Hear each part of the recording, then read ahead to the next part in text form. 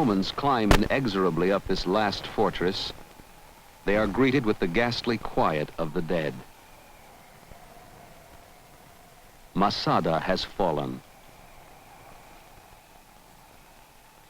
There will not be another free Israel for almost 2,000 years. Has risen up to try and destroy us.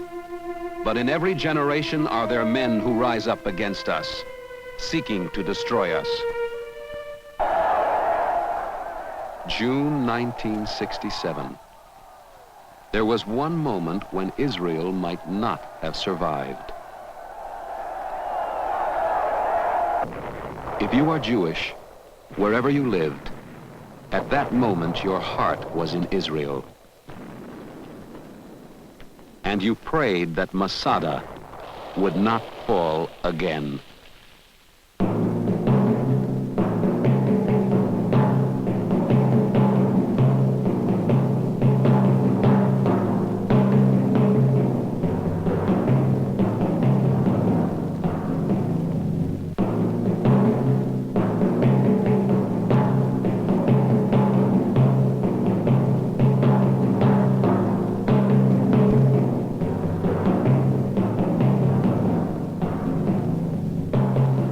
Hear, O Israel, you approach this day of war against thine enemies. Let not your heart be faint.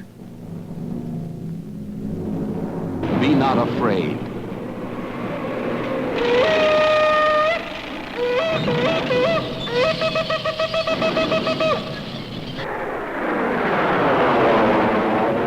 Egypt's MiG planes are destroyed on the ground and in the sky. Israel fights to live. Across the Sinai into Suez, up the murderous Golan Heights, Israelis fought and bled. And Jews everywhere were torn by the passion of that moment. We were together, religious or not, Zionist or not. And we all knew the cold terror of waiting for news. Israel must live.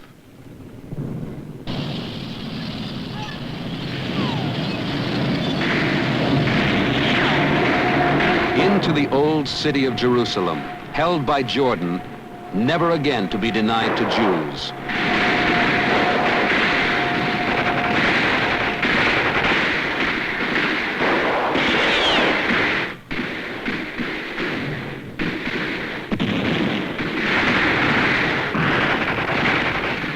Into the Lion's Gate.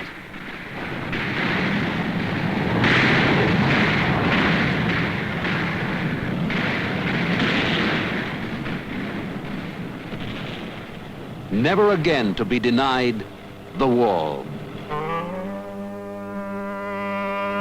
The land promised to Abraham, Israel, the only refuge left for every threatened Jew. Israel was safe.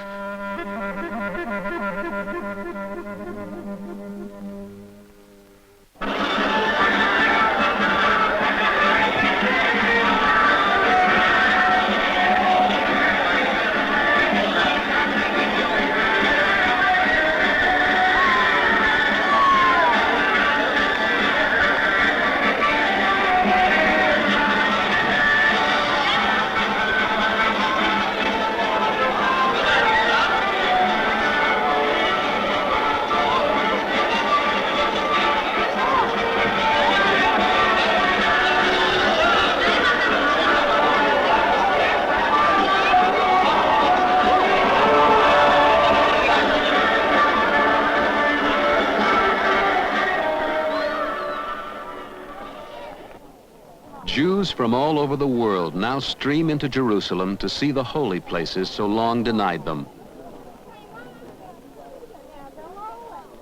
In 6 incredible days, the war has ended. How sweet it is to breathe the air of peace. The victory is real, but the peace is not. And under the watchful eye of the police searching for terrorists, life goes on.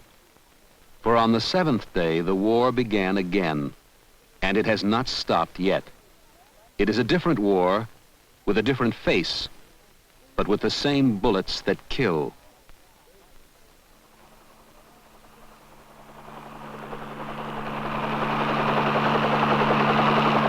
To Israelis, the sight of a helicopter means an incident. The wounded are on their way to the hospital. Usually, it is a border incident involving soldiers, but not this time. The emergency call goes out for doctors and nurses. A grenade has been thrown into a crowd visiting Abraham's tomb in the city of Hebron, formerly in Jordan. Families wait in the hallways for news of their relatives.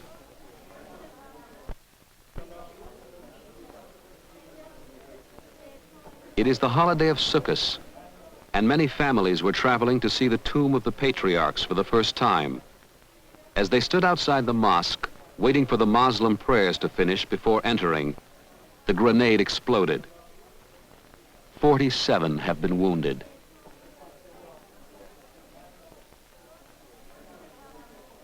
I have heard something is crashing, and then I saw my husband and our little boy on his hand, and he's full with blood.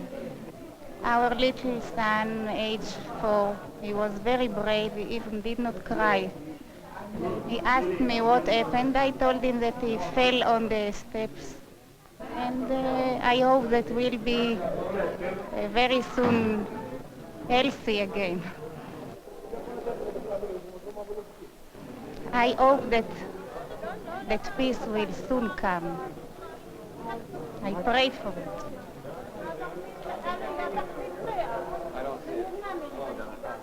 Shalom Yeladim. Shmi Chaim Mijan. I am a sergeant in the Israel Police Force, and I'm here today to speak to you about explosives and to show you certain explosives which have been used recently. First of all, you can see here one of the latest Chinese-made plastic button mines. This lecture is being given by the police to school children throughout Israel. If you see it anywhere, do not touch it, do not step on it. If anybody will take it in his hands and press it a little bit, it can explode and you can lose your hand. If you step on it, you might lose your foot. This, you see, is a cigarette box.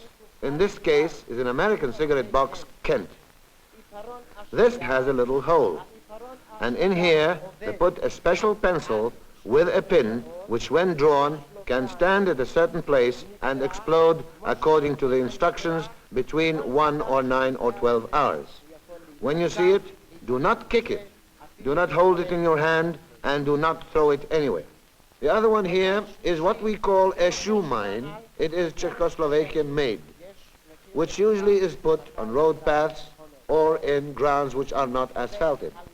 This carries about 200 grams, and when stepped on, even the youngest child, maybe 6 or 5 years old, can be killed. I must stress this point, that if you are anywhere where there is no asphalt and you see a little bit of the earth which is a little bit uncovered, do not go there and do not step on it. These are very, very dangerous things. What I'm telling you today has been going on for the last year or so.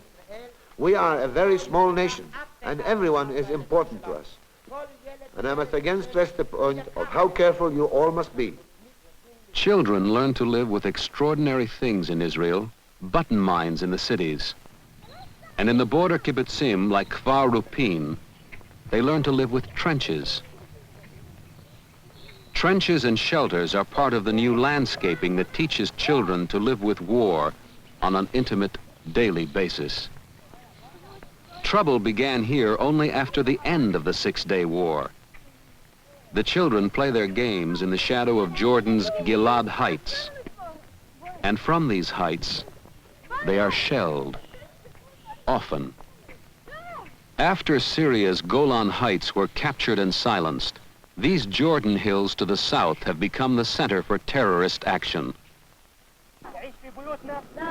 Back in these hills, even young Arab children are trained for their mission to carry on the war. Their tragic course is set. They are taught to hate, to infiltrate, and to kill.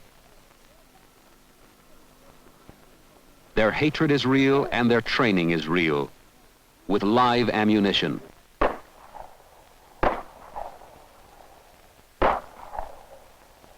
Kfar Rupin and the 26 kibbutzim nestled here in the Beit Shan and Jordan Valley are under constant harassment by the Arab saboteurs.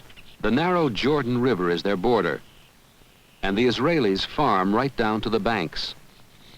On the other side of the river are Arab pasture lands and farms. But today, when one looks across the Jordan, there is a question. Are these truly shepherds, or are they terrorists? El Fatah, for war has come to Kfar Rupin.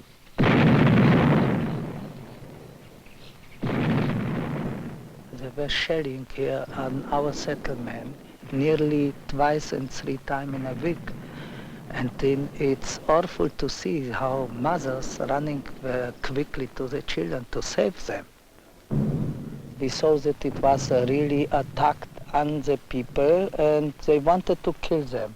So we understood that it's a war. And we changed all our life as in a war.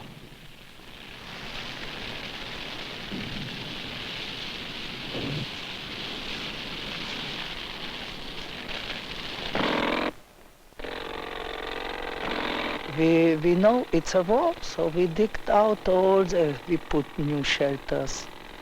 We built the houses of the children stronger because we never built the houses for a war. There were people afraid. Of course, if somebody is telling me he's not afraid, he's a fool man. You understand? Everyone is afraid. I'm also afraid, but I am staying because it's my home. You understand?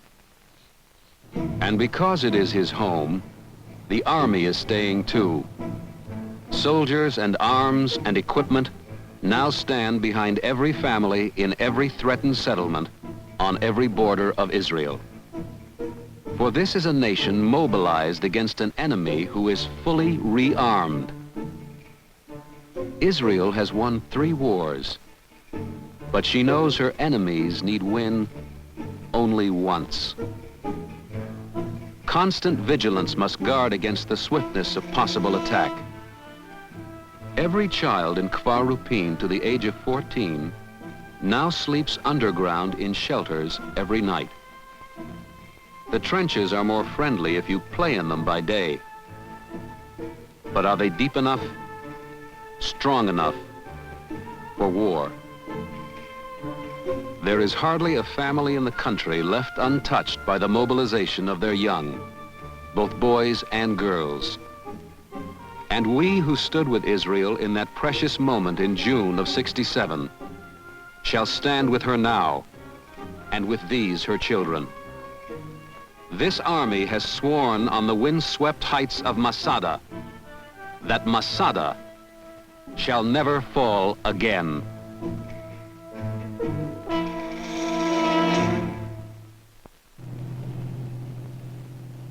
Each morning around 5 a.m., the first army patrol goes out. Before the farmers can go down to work, all the roads leading to the fields and the fish pools must be cleared for snipers and infiltrators.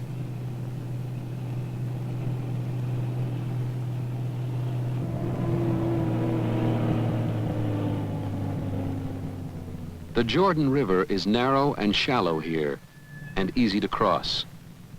Mines can be buried at night in the dirt roads. So farm roads are being paved, an unheard of expense. And every unpaved road must be swept by the army for mines.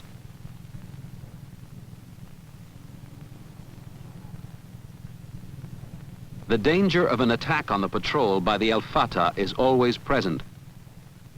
If the morning patrol is not fired upon, then the kibbutz is signaled to come ahead. When we receive at 6 o'clock, okay, where all our people going to the fields to work. There were some incidents they shoot our people on the border, so we have to travel very carefully with 2 or 3, not 1.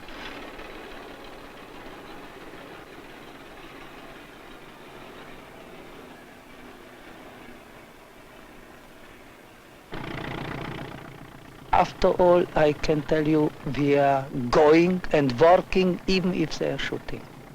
This is our policy. Nobody left the settlement, but I can tell you from the other side, most of the Arabs left the villages from the other side because when they start to shell, we are shelling back. The army, not our settlement. And when we shell better.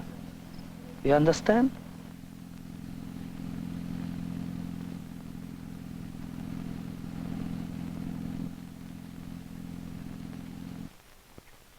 I think everyone feels like, you know, we are not afraid, but you know what terror means. If you go to sleep or when it starts dark, we don't like the children running around. We want them near us. Now the children sleep in shelters every day.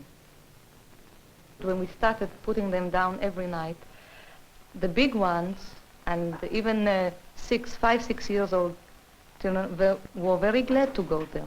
They don't awake every time when it bombs at 2 o'clock in the night. My son, 1 year ago, he told me like this, why do they shoot? Why don't we go away from here?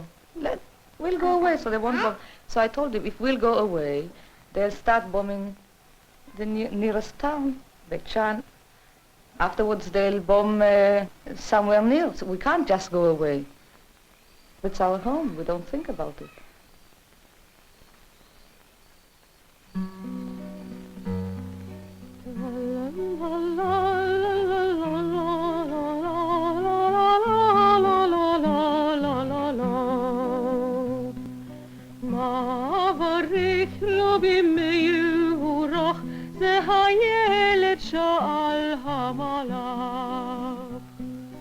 How shall I bless, and with what shall I bless this lovely little child? Asked the angel. I will bless him with smiles that shine like a light, and eyes big and soft that watch with delight the flowers that grow, the birds that fly near, and a sensitive heart to feel laughter and tears. How shall I bless, and with what shall I bless this lovely little lad? Asked the angel. I will bless him with legs that forever dance, and a soul that will sing all the songs and the chants. Hands me together the shells of the sea, and ears that can hear the heart's melody. How shall I bless, and with what shall I bless this youth who stands so near to manhood? I must bless him so his hands that once touched the sweet flower learn the feel of cold steel and the thrust of power. Legs that once danced now must march and stand, while his lips sing the rhythm of war's command. How shall I bless, and with what shall I bless this child who is a man? Asked the angel. La, la, la, la, la. I gave him everything I could give. A soul that sings, legs to dance, a gentle hand and a loving heart. And now, with what more shall I bless him?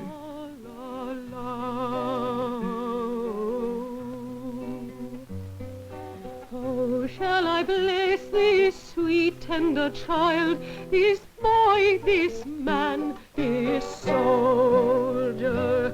but the blessings you offer come too late for him. For the days of his youth never filled to the brim. Elohim, oh God, why this strife? The blessing he wanted was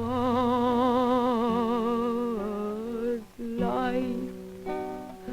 La, la, la, la, la, la, la. In the words of General Moshe Dayan, what do we expect of you?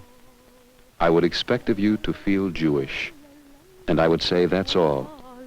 And if you feel Jewish, then we are together, you and I.